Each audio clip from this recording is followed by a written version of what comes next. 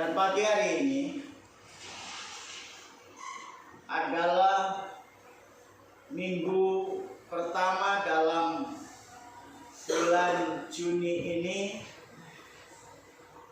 Kita akan bersama-sama kembali bersekutu dengan tubuh darah Tuhan Yesus Kristus dalam perjamuan kudus.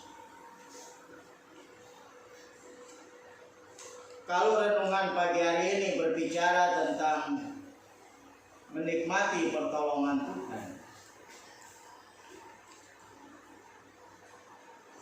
minggu yang lalu kita sedang membaca, merenungkan firman Allah mengenai seorang wanita atau ibu dari Kanaan.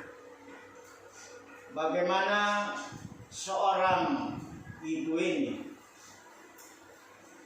mendapat pertolongan Tuhan Yesus Kristus. Tidak mudah bagaimana ibu ini mendapat pertolongan dari Tuhan Yesus Kristus. Mengalami proses yang begitu panjang.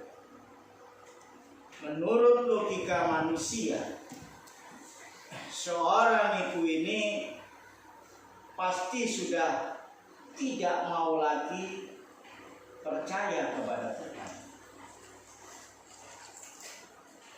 Tidak lagi berharap, tidak lagi mengandalkan Tuhan. Karena di dalam proses itulah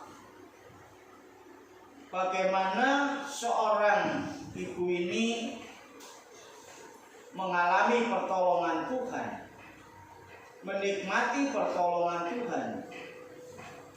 Anak yang begitu disayangi, kerasukan setan, sangat menderita dan disembuhkan oleh Tuhan. Kita percaya bahwa setiap kita ada sebagaimana kita ada ini, kita sehat, kita kuat, kita terus diberkati Tuhan. Tidak pernah kita tidak makan, tidak pernah kita tidak bisa mandi, tidak pernah kita tidak bisa menikmati terangnya listrik.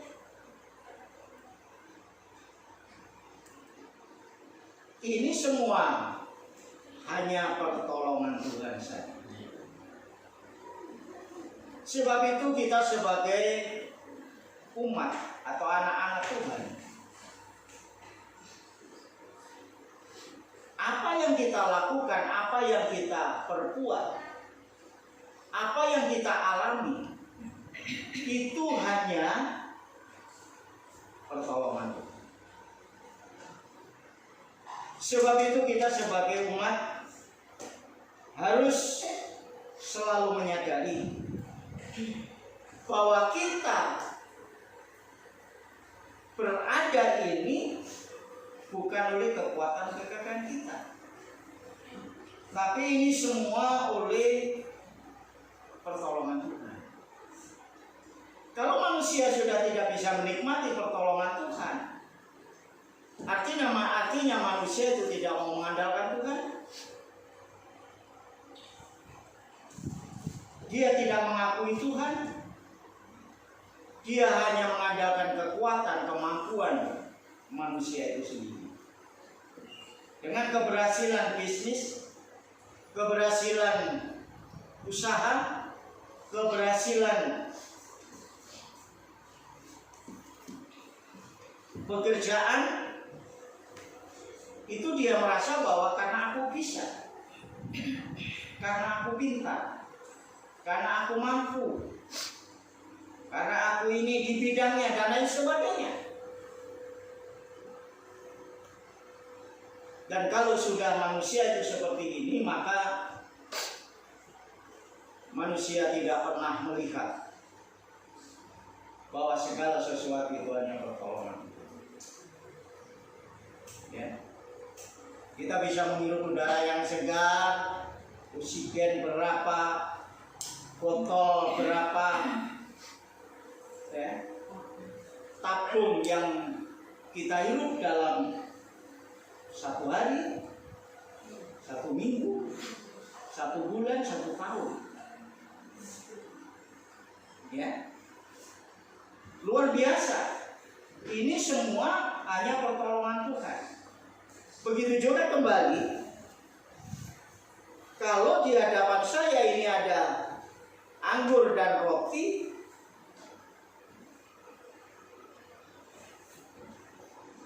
ini kembali kita bisa mengenang, merenung. Ada satu peristiwa Tuhan turun ke dalam dunia ini, mati di atas kayu salib untuk menolong umat manusia yang sudah jatuh di dalam jurang dosa yang sangat mendalam. Manusia tidak bisa mengangkatnya, manusia tidak bisa menolongnya. Hanya dengan kematian Tuhan Yesus Kristuslah umat manusia kembali dapat ditolong dari dosa.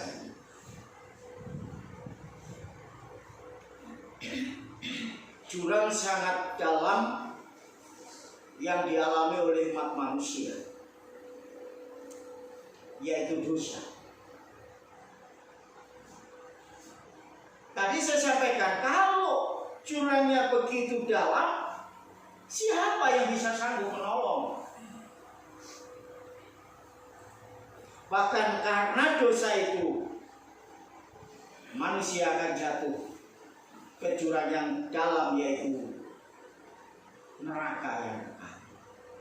Siapa yang bisa menolong?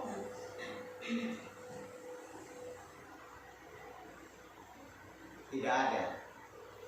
Sebab firman Allah juga katakan, di bawah kolong langit ini tidak ada manusia yang bisa menolong. Hanya oleh karena kematian Tuhan Yesus.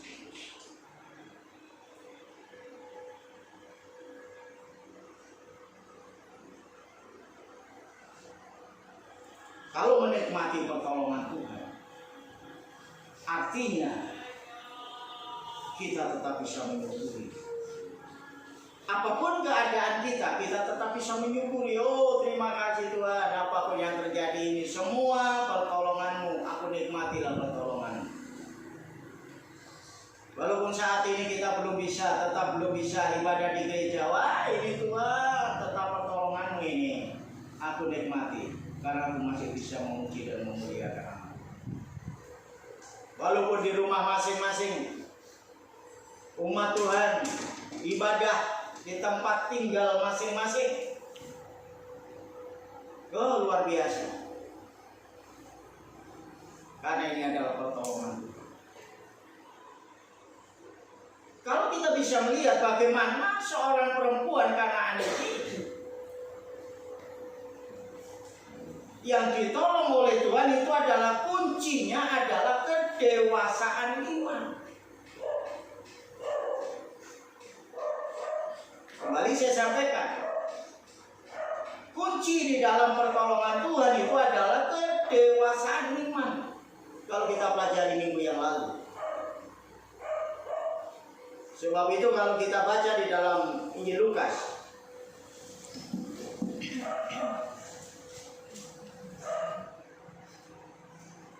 Injil Lukas pasal yang ke-18,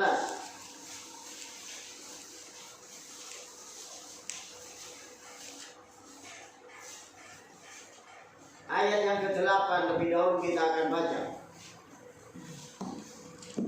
Injil Lukas pasal 18 ayat yang ke-8. Kita baca bersama-sama. 2, 3.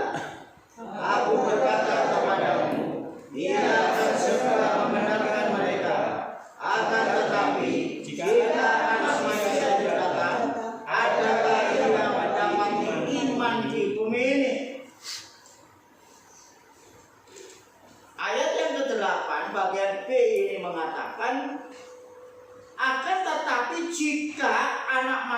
manusia itu datang, adakah ia mendapati iman di bumi ini?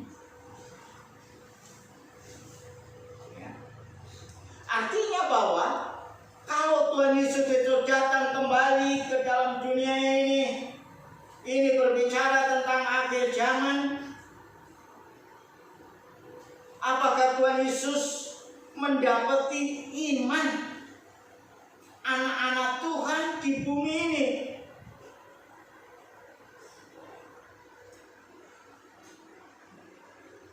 Biasanya anak-anak Tuhan itu kalau sudah mulai tidak hidup di dalam iman, itu dari persoalan masalah yang begitu berat. Sama kita hadapi saat-saat ini. Saya tahu bahwa ini tanda kegenapan akhir zaman, masalah begitu besar yang kita hadapi.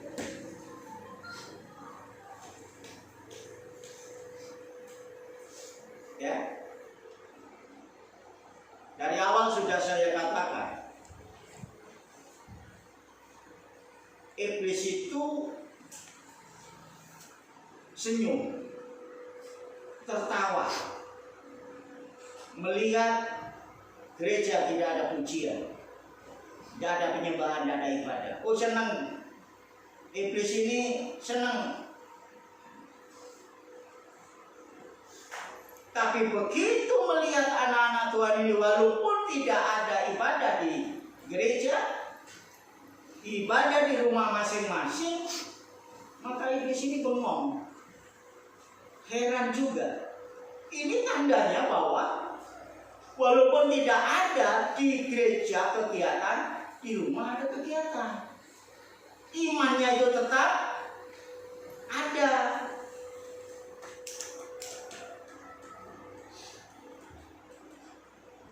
Tapi ada beberapa, walaupun tidak banyak, tapi ada beberapa anak-anak Tuhan kehilangan iman itu.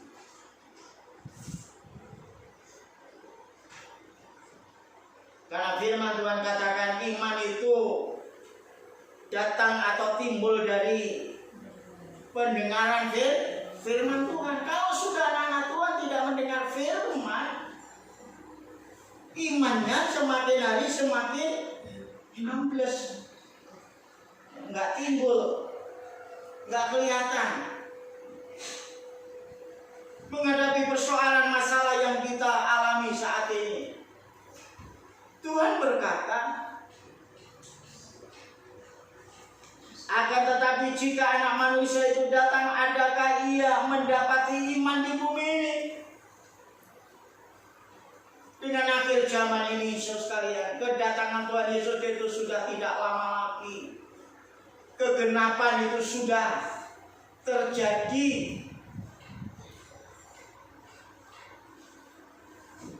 Tentang nubuat, tentang khotbah Tuhan Yesus, tentang akhir zaman yang tertulis di dalam Alkitab kita ini, itu sudah digenapi.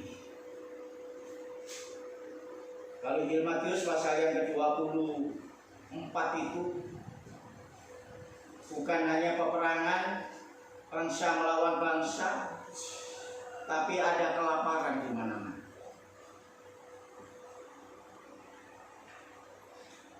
Dengan keadaan saat ini, kita melihat di luar sana banyak yang menangis karena lapar. Tapi puji Tuhan, kalau pemerintahan kita dipimpin oleh Bapak Jokowi tidak membiarkan Bapak Jokowi ini, rakyatnya ini menderita kelaparan. Maka diberkati sembako, diberkati uang, ya. Supaya apa? Supaya rakyat ini tidak kelaparan. Tuhan Yesus melihat iman seorang ibu ini atau seorang wanita ini, ya, Begitu juga kita semua. Tuhan melihat iman kita saat ini. Masih adakah iman kita ini?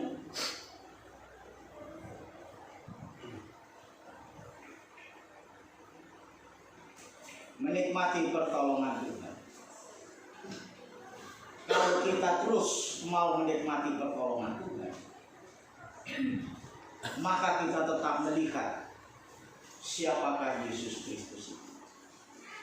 Kalau sudah mulai tidak menikmati pertolongan Tuhan, maka dia pasti meninggalkan Tuhan.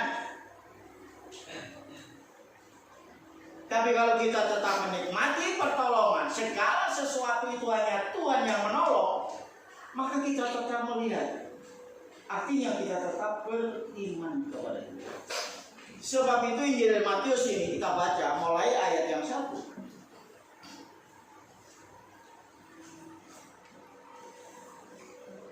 Injil Lukas maksud saya. Kita baca mulai ayat yang 1 dalam pasal 18 ini.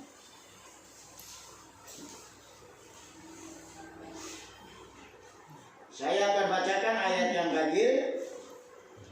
Semua baca ayat yang benar. Berikut firman Allah di sini dikatakan perumpamaan tentang hakim yang tak benar. Tuhan Yesus mengatakan suatu perumpamaan kepada mereka untuk menegaskan bahwa mereka harus selalu berdoa dengan tidak jemu-jemu. Katanya dalam sebuah kota ada seorang hakim yang tidak takut akan Allah dan tidak menghormati seorang guru. Dan di kota itu ada seorang janda yang selalu datang kepada hakim itu dan berkata, belalah hakku terhadap lawanku. Beberapa waktu lamanya hakim itu menolak, tetapi kemudian dia berkata dalam hatinya, walaupun aku tidak takut akan Allah dan tidak menghormati seorang pun, namun karena janda ini menyusahkan aku, baiklah aku membenarkan dia supaya jangan terus saja ia datang dan akhirnya menyerang aku. kata Tuhan, camkanlah apa yang dikatakan hakim yang lain itu. Tidakkah Allah akan membenarkan orang-orang pilihannya yang siang malam berseru kepadanya? Dan adakah ia mengulur-ngulurkan waktu sebelum menolong mereka? Aku berkata kepadamu, ia akan segera membenarkan mereka. Akan tetapi, jika anak manusia itu datang, adakah ia mendapati iman di bumi? Amin. Kalau pembacaan firman Allah ini, memang Tuhan menghendaki dalam hidup setiap manusia itu jangan jemu-jemu berdoa. Tuhan memberikan perumpamaan di dalam Alkitab ini tentang seorang hakim yang tidak pernah takut kepada Allah dan tidak pernah menghormati seorang pun. Artinya bahwa hakim ini hanya mengandalkan kekuatannya. Kalau dikatakan di sini hakim yang tidak takut kepada Allah, artinya bahwa hidupnya ini tidak pernah dipimpin oleh Allah.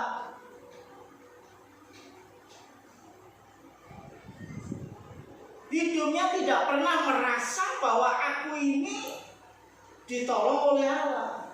Aku pintar, aku mampu, aku jadi hakim, itu karena aku yang pintar, bukan karena pertolongan Allah. Sebab itu hakim ini tidak takut kepada Allah apapun yang dilakukan. Walaupun dia lakukan itu salah dibenarkan, benar disalahkan, itu semaunya sendiri, nggak takut kepada Allah. Membela orang salah, dibenarkan mungkin karena uang, mungkin karena supaya dia semakin kaya dan lain sebagainya. Apapun yang ditetapkan, apapun yang diputuskan,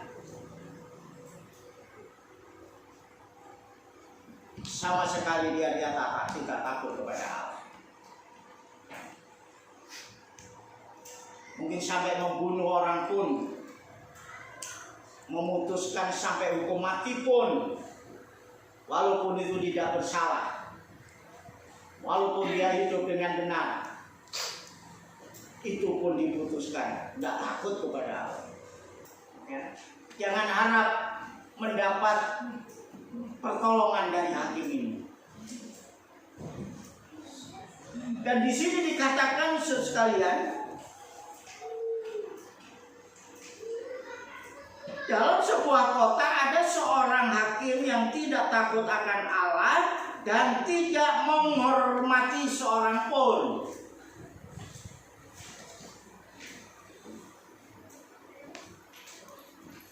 Ada seorang janda yang selalu datang kepada hakim itu dan berkata, "Belalah hakku terhadap lawanku."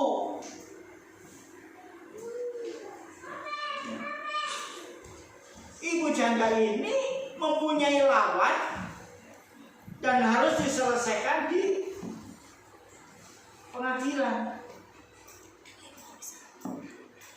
Dan yang akan menyelesaikan itu adalah hakim yang tidak takut kepada Allah dan tidak menghormati siapapun.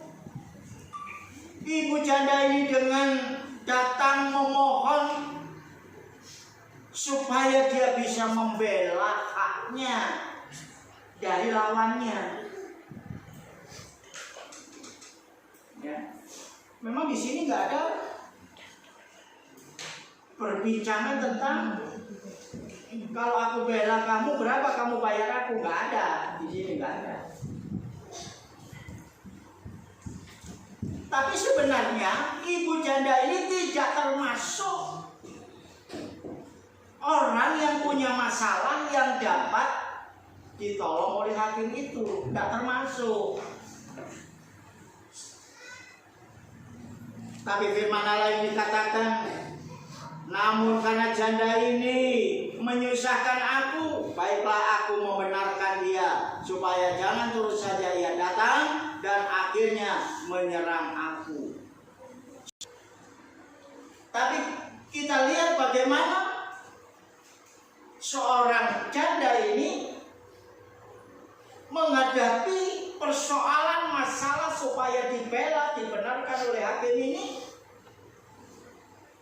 Dia terus datang. Ini artinya bahwa ibu janda ini memiliki iman yang dewasa, percaya, berharap, mengandalkan.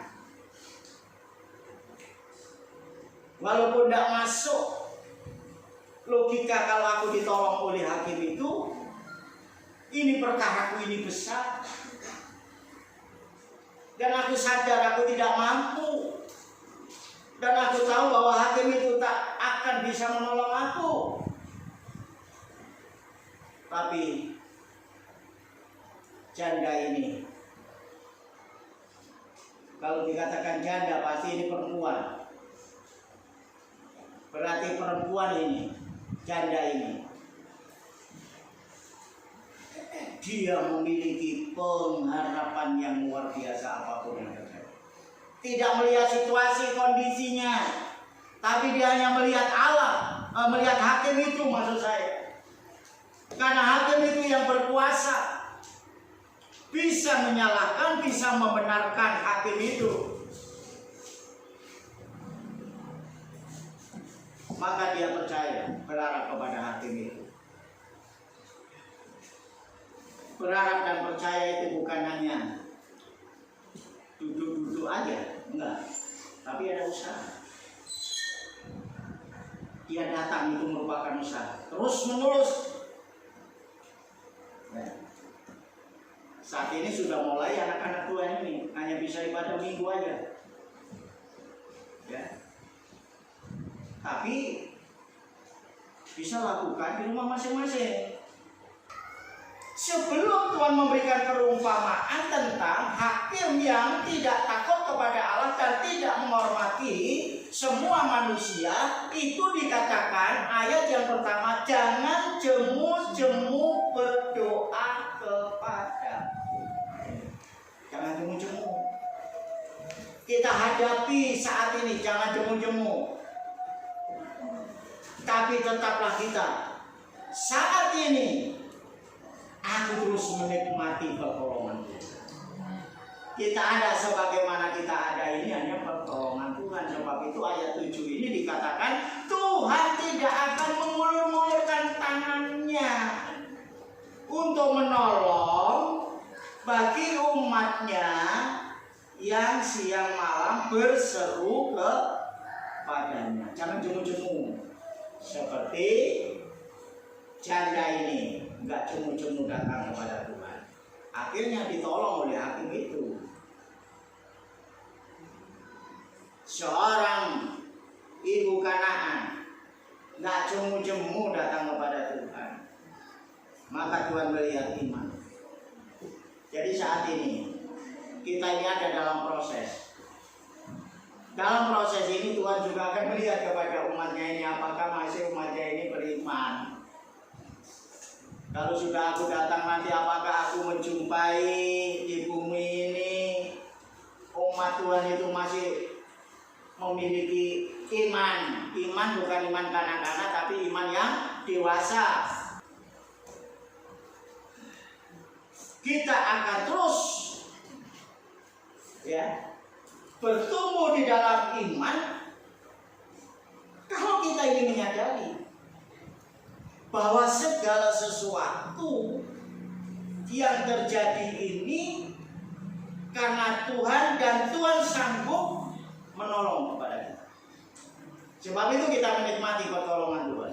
Ya, apapun yang terjadi kita nikmati aja pertolongan Tuhan. Kita nikmati pertolongan Tuhan.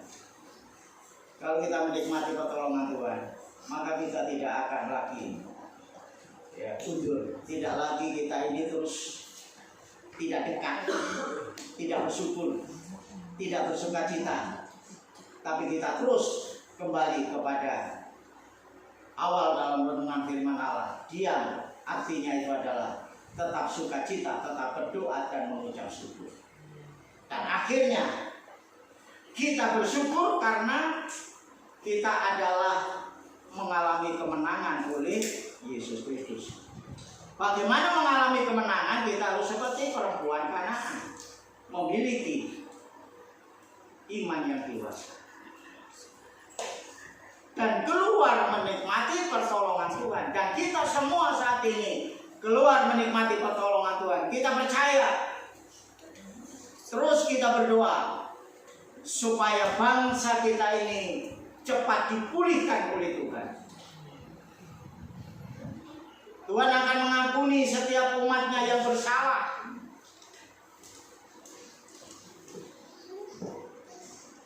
Dan terus kita berdoa untuk Bapak Presiden kita supaya tanggung jawab yang besar ini,